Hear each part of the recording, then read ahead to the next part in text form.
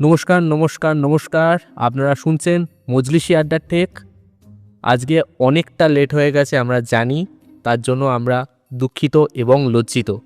তাই আর সময় নষ্ট না করে আজকের গল্পটা শুরু করা যাক। আজকের গল্প শীর্ষেন্দু মুখোপাধ্যায়ের লেখা ফটিকের কেরামতি। গল্পটা আমরা নিয়েছি সুনীল গঙ্গোপাধ্যায়ের সম্পাদিত কামিনী প্রকাশালয় থেকে প্রকাশিত সেরা গোয়েন্দা গল্প এই বইটি থেকে। গল্পের কথক এবং অন্যান্য চরিত্রে আছি আমি। গল্পটা খুব তাড়াতাড়ি আমরা তৈরি করেছি, তাই জন্য যদি কোনো ভুল ভ্রান্তি থেকে থাকে তার জন্য প্লিজ ক্ষমা করে দেবেন। তাহলে শুনতে থাকুন আজকের গল্প শীর্ষেন্দু মুখোপাধ্যায়ের লেখা ফটিকের কেরামতি।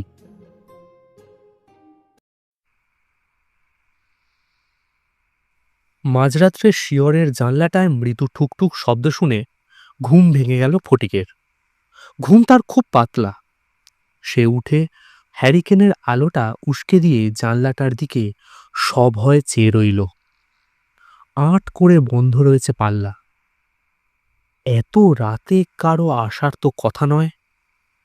চোর ডাকাত যে নয় তা ফটিক জানে, কারণ চোরের বাড়িতে চোর আসে না। তবে কে হতে পারে? ফটিক গলা খাঁকড়ি দিয়ে খুব বিনীতভাবেই জিজ্ঞেস করল, আগে কে? কি চাইছেন? ওপাশ থেকে একটা ভারী গলা চাপা স্বরে বলল, জানলাটা খোলো, দরকার আছে। কি দরকার? তোমার কিছু রোজগার হবে। রোজগার জিনিসটা ফটিক বড় ভালোবাসে। রোজগারের মতো জিনিস নেই। গত দিন দশে তার এক পয়সাও রোজগার হয়নি। দিনের বেলা সে বেড়া বেঁধে বেড়ায়, রাতের বেলা একটু একটু চুরি টুরি করার চেষ্টা করত। দুটোর কোনোটাতেই তার সুবিধা হচ্ছে না। কচু ঘেঁচু খেয়েই দিন কাটছে। একা বোকা মানুষ বলেই চলে যায়। ফটিক বুকে একটু সাহস এনে জানলাটা খুলল, কিন্তু বাইরে অন্ধকারে কাউকে দেখা গেল না। ফটিক একটু ভয় ভয় উকি ঝুঁকি দিল। হঠাৎ দস্তানা পরা একখানা হাত তলার দিক থেকে উঠে কাগজে মোড়া একটা প্যাকেট ছুঁড়ে দিল তার পায়ের কাছে। ফটিক চমকে উঠে নিচু হয়ে প্যাকেটটা কুড়িয়ে নিল। বেশ ভারী জিনিস। বাইরে থেকে ভারী গলাটা বলল, ওটা একটা পিস্তল, গুলি ভরা আছে, সঙ্গে 500 টাকাও আছে। কাজটা করতে পারলে আরো 500 পাবে। পিস্তল? ফটিকের হাত পা কাঁপতে লাগলো। বলল, আগে এ যে ভয়ঙ্কর জিনিস। আরে শুনতে ভয়ঙ্কর, ব্যবহার করা খুব সোজা। আচ্ছা, কাজটা কি বলবেন? তবে শোনো, বঙ্কুবাবুর মেয়ের বিয়ে পরশুদিন। 1000 লোকের নেমন্তন্ন, 150 বরযাত্রী আসবে, বাজি ফাটবে। তোমার কাজটা হলো গোলমালে হরিবোল, বুঝলে? ভিড়ের মধ্যে এক ফাঁকে বঙ্কুবাবুর কাছাকাছি চলে যাবে, নলটা পিঠের বাঁ দিকে ঠেকাবে আর সঙ্গে সঙ্গে কোড়াটা টেনে দেবে। ব্যাস। ওরে বাবা! ফটিক ঘামতে লাগলো। উফ, কোনো ভয় নেই বলছি তো। সন্ধ্যে 7টা থেকে বাজি ফাটবে। শব্দটা কেউ লক্ষ্যই করবে না। কাজ সেরে পিস্তলটা কোমরে খুঁজে ফেলবে, তাড়াহুড়ো না করে ফিরে মিশে দাঁড়িয়ে থাকবে। একটু উ করবে। থানা থেকে পুলিশ আসতে অনেক দেরি হবে। ততক্ষণে বেরিয়ে নদীর ধারে বটতলায় বাঁধানো চাতালের কাছে গিয়ে দেখবে ইট চাপা দেওয়া আরো 500 টাকা আছে।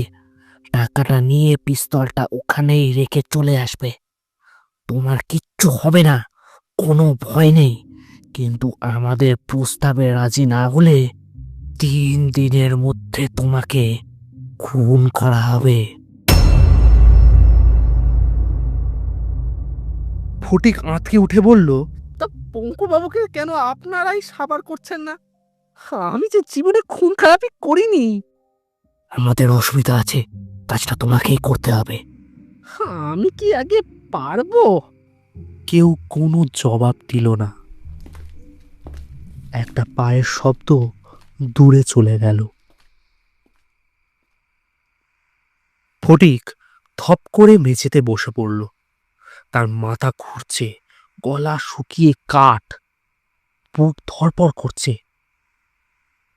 খানিকক্ষণ বসে থেকে নিজেকে একটু সামলে নিয়ে সে ঢকঢক করে অনেকটা জল খেয়ে নিল। তারপর মোড়কটা খুলে পিস্তলটা দেখল। এসব জিনিস সে চোখেও দেখেনি আগে। বিদঘুটে চেহারা, তাকালেই ভয় হয়। রাতে আর ফটিকের ঘুম হলো না। সারা রাত আকাশ পাতাল ভেবে মাথাটাই গরম হয়ে গেল। খুন খারাপি তার লাইন নয়। রক্ত দেখলে সে এখনো ভিড়মি খায়। সে সামান্য চুরি টুরির চেষ্টা করে বটে, কিন্তু তাতেও তার হাত যশ নেই। নিতান্ত অভাবে পড়েই চেষ্টা করতে হয়, নইলে চুরিও তার লাইন নয়। দুটো পেটের ভাতের জোগাড় হলে সে কোশমিনকালেও চুরি করত না। কিন্তু এরা যে তাকে খুনোখুনিতে কেন নামাতে চাইছে তা সে বুঝতে পারছে না।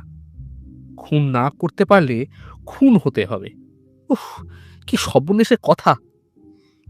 ঘন ঘন জল খেতে খেতে তার পেট জয়ের হাক হয়ে গেল, তবু বারবার গলা শুকিয়ে যাচ্ছে।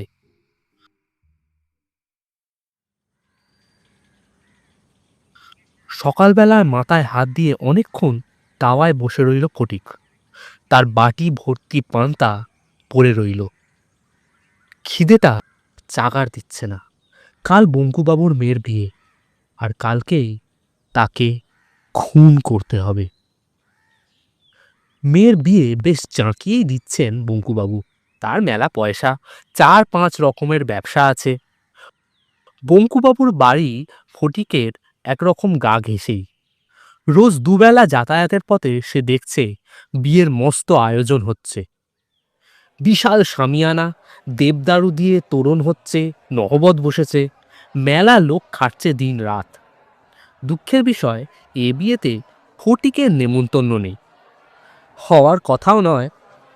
তার মতো লোককে আর কে নেমন্তন্ন করবে? ভয় ফটিকের কেমন যেন হাঁপ ধরে যাচ্ছে, হাত পা ঠান্ডা হয়ে যাচ্ছে, কিন্তু কি করবে তা বুঝতে পারছে না। বঙ্কুবাবুর মতো পাঁচি লোক মারা গেলে তার কিচ্ছু যায় আসে না, কিন্তু খুন করাটায় তার ঘোর আপত্তি আছে। ফটিকের মাথায় নানান ফিকির ঘুরছে, কিন্তু কোনোটাই মনোমতো হচ্ছে না। একবার মনে হলো পালিয়ে যাবে, কিন্তু পালানোটা খুব একটা বুদ্ধিমানের কাজ হবে না। যারা তার পেছনে লেগেছে তারা হয়তো নজর রাখছে। পুলিশের কাছে যাবে কি? গিয়েও লাভ নেই। পুলিশ তার কথা বিশ্বাসই করবে না, উল্টে পিস্তল রাখার দায় হাজতে পড়বে। তাহলে কি বঙ্কুবাবুকে সব ভেঙে বলবে? কি লাভ? তিনি খুন না হলে সে তো নিজেই খুন হবে। দুপুর অবধি মাথাটা পাগল পাগল লাগলো। তারপর নুন লঙ্কা তেঁতুল দিয়ে পান্তাটা খেয়ে নিল সে। পেট ঠান্ডা হলো, মাথাটাও যেন শীতল লাগতে লাগলো। দাওয়ায় মাদুর পেতে শুয়ে সে ভাবতে লাগলো, কে হতে পারে লোকটা? খুন করতে চায় কেন? আর তাকে দিয়েই খুনটা করাতে চায় কেন? পঙ্কু বাবুকে মেরে কার কি লাভ?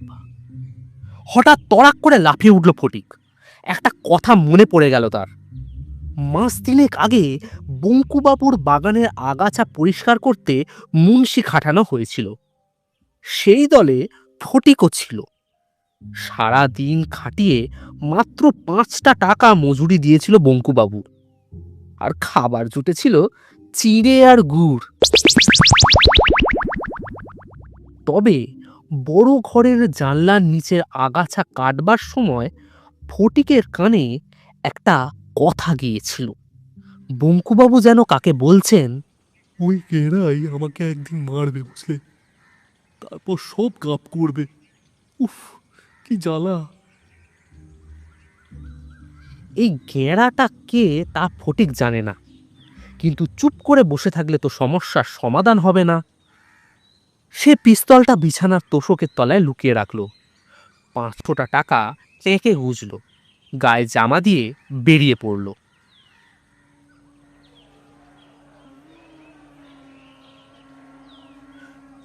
বঙ্কুবাবুদের বাড়িতে সানাই বাজছে, মেলা লোক লস্কর খাটছে, তোরণে ফুলের তৈরি প্রজাপতি বসানো হচ্ছে, লুচি ভাজার গন্ধে বাতাস ভুরভুর করছে।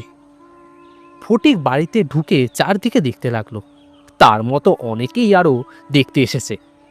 ফটকে দারোয়ানদের তেমন কড়াকড়ি নেই। শামিয়ানার ওপরে বড় বড় ঝাড় লণ্ঠন লাগানো। ঘাড় উঁচু করে দেখছিল ফটিক। হঠাৎ কে যেন বজ্র মুষ্টিতে তার ডান হাতের কনুই চেপে ধরে বলে উঠল, এই যে ধরেছি। ফটিক এমন আঁতকে উঠল যে মূর্ছা যাওয়ার জোগাড়। তোতলাতে তোতলাতে বলল, আমি না, আমি কিছু করিনি। বঙ্কুবাবু কিন্তু মোটেই বিচলিত হলেন না, হাসি হাসি মুখ করে বললেন, এই, তুই ফটিক না? যে আগে। বঙ্কুবাবু তেমনই হাসি হাসি মুখ করেই বললেন, এই, একটু উপকার কর তো বাবা। এই কুমুদের দোকানে 5 সের সুপুরি রাখা আছে, আনার লোক নেই, এক ছুটে গিয়ে নিয়ে আয় তো। ফটিক ধাতস্থ হলো। আঁতকে ওঠার ভাবটা চট করে কেটে গেল তার। কাল তো এই লোকটাকেই খুন করতে হবে, ঘাবড়ালে চলবে কেন? সে হঠাৎ বলে বসলো, লোক নেই কেন বঙ্কুবাবু? ওই তো গেঁড়াকেই তো পাঠাতে পারেন। বঙ্কুবাবু অবাক হয়ে বললেন, গেরা? গেরাটা আবার কি? ফটিক সামান্য ঘাবড়ে গিয়ে বলে, ওই যে আপনার কি যেন হয়। আন্দাজে ঢিল মেরেছিল, বোধহয় লাগলো না। বঙ্কুবাবু অবাক হয়েছিলেন, কিন্তু হঠাৎ ভ্রুজোড়া কুঁচকে তার দিকে চেয়ে বললেন, এই, তোর তো সাহস কম নয়, জামাইকে দিয়ে সুপুরি আনাতে বলছিস, আর আমার বড় জামাই কি তোর ইয়ার যে গেরা গেরা করছিস?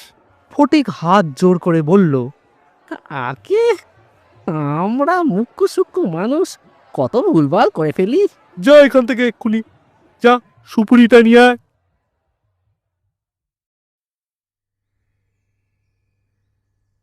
পথে হাঁটতে হাঁটতে দুয়ে দুয়ে চার করল ফটিক। বঙ্কুবাবুর দুটো মেয়ে, ছেলে টেলে নেই। বঙ্কুবাবু মারা গেলে মেয়েরাই ওয়ারিশান। বড় জামাই গেরা। তাকে চেনে না ফটিক, তবে তার একটা গন্ধ পাচ্ছে। সুপুরি পৌঁছে দেওয়ার পর বঙ্কুবাবু একটা সিকি বকশিস দিলেন, তারপর হাসি মুখ করেই বললেন, এই শোন, হঠাৎ গেরার কথা বললি কেন বল দেখি? আগে বুঝতে পারিনি। বঙ্কুবাবু একখানা দীর্ঘশ্বাস ছেড়ে আপন মনেই বললেন, অকাল কুষ্মণ্ড একটা। উফ, ছিপড়ে করে ছেড়ে দিচ্ছে আমাকে। আজ এটা দাও, কাল সেটা দাও, ধুর ধুর। ফটিক দাঁড়িয়ে থেকে সব কথা শুনে নিচ্ছিল। এই, তুই দাঁড়িয়ে দাঁড়িয়ে কি শুনছিস? যা এখান থেকে। আগে গালাগাল দিচ্ছেন তো, চলে গেলে বেয়াদবি হবে যে। আরে দূর, গালাগাল তোকে দিনি, তবে কাকে? নিচের কপালকে। হুঁ, ওই যে দেখছিস না, ওর চেহারা বাগিয়ে ঘুরে বেড়াচ্ছে, ওই আমার কপাল। যাকে দেখিয়ে দিলেন বঙ্কুবাবু তার বেশ লম্বা চওড়া চেহারা, রং ফর্সা, কোঁচানো ধুতি আর মুগরা পাঞ্জাবি পরে ঘুরে ঘুরে ব্যবস্থা দেখছে। বেশ জামাইটি আপনার বঙ্কুবাবু। হ্যাঁ, একেবারে মনের মতো। এই, এখন যা তো, আমি নিজের জ্বালায় জ্বলছি। ফটিক লোকটাকে ভালো করে দেখে নিল, যাতে ভুল না হয়। তারপর ধীরে সুস্থে ফিরে গেল। মনটা একটু হালকা লাগছে। মাঝরাতে আবার জানলায় ঠক ঠক। ফটিক জানলা খুলে অমায়িক গলায় বলে, যে আগে ভারী গলা বলে, মনে আছে তো? খুব মনে আছে। বলছি, বাকি টাকাটা দেবেন নাকি? কাল পাবে, ঠিক জায়গা মতো। কিন্তু যদি কোনো গন্ডগোল হয় তাহলে কিন্তু মরবে, মনে রেখো কথাটা।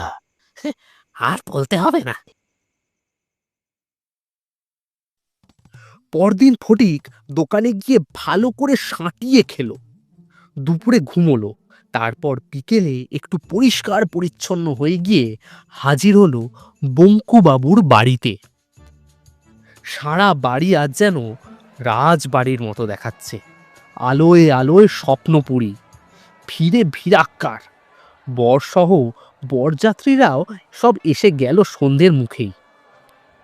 গোলাপ জল ছেটানো হচ্ছে চারদিকে। বঙ্কুবাবু সবাইকে আসুন আসুন আসুন, নমস্কার নমস্কার, বসুন বসুন বসুন। করছেন। পাশে গেঁড়া, সেও খুব সেজেছে। বাজি পোড়ানো শুরু হলো। বাজির শব্দে চারদিকে একেবারে গম গম করতে লাগলো। হঠাৎ ফটিক লক্ষ্য করলো গেঁড়া এই এত ভিড়ের মধ্যেও আর চোখে তাকে নজর রাখছে। ফটিক মনে মনে হাসল। গেঁড়া এক মুহূর্তের জন্য বঙ্কুবাবুর কাছ থেকে নড়ছে না। লোকজন যখন শামিয়ানার বাইরে এসে ভিড় করে ঊর্ধ্বমুখে আকাশে আতশবাজি দেখছে, ঠিক সেই সময় ফটিক এগিয়ে গিয়ে গেঁড়ার পেছনে দাঁড়ালো। নলটা তার পিঠে ঠেকিয়ে বলল, ইষ্ট নাম স্মরণ করুন পঙ্কুবাবু।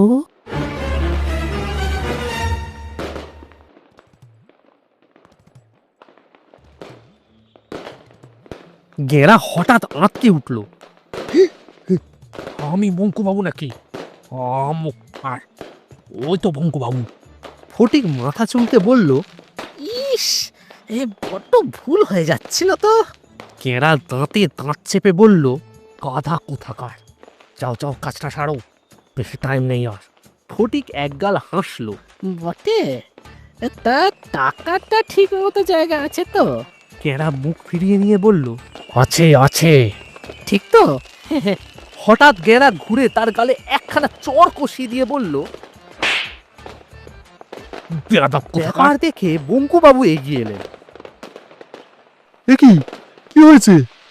ফটিক গালে হাত বোলাতে বোলাতে বলল, বলবো নাকি বাবু, কি বলেন? গেঁড়ার মুখটা হঠাৎ ছাই বর্ণ হয়ে গেল। আচমকা সে ভিড় ফেলে অন্ধের মতো ছুটতে লাগলো। তাকে আর দেখা গেল না।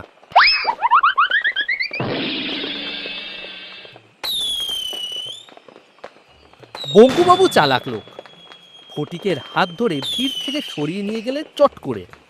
এই ফটিক, ব্যাপারখানা কি বলতো? ফটিক লজ্জায় অদবদন হয়ে সবই বলল, খুব অপরাধী মুখ করে। কিন্তু বঙ্কুবাবুর মুখখানা চকচক করতে লাগলো। একটু খুশির গলাতেই বললেন, এটা অনেক দিন ধরেই নানা মতলব আসছিল। তুই বেজায় ভয় পাইয়ে দিয়েছিস রে। তোর বুদ্ধি আছে বটে। ও বেটা আর এদিকে আসবে না শিগগিরি। বঙ্কুবাবু খুশি হলেই হাত উপুর, আর তার হাত উপুর মানেই পর্বত। বঙ্কুবাবু ফটিককে একখানা দোকান করে দিলেন, বেশ বড় সড়ো মুদির দোকান। আর বটগাছের তলায় 500 টাকাও পেয়ে গিয়েছিল সে। পিস্তলটা বঙ্কুবাবুকেই দিয়ে দিয়েছিল ফটিক। বঙ্কুবাবু বলেছিলেন, আরে, এটা আমার জিনিস। বেটা ওই গেরাই সরিয়েছিল। এই এবার। তাহলে আসল কথাটা হলো ফটিককে আর উচ্চবৃত্তি করতে হচ্ছে না।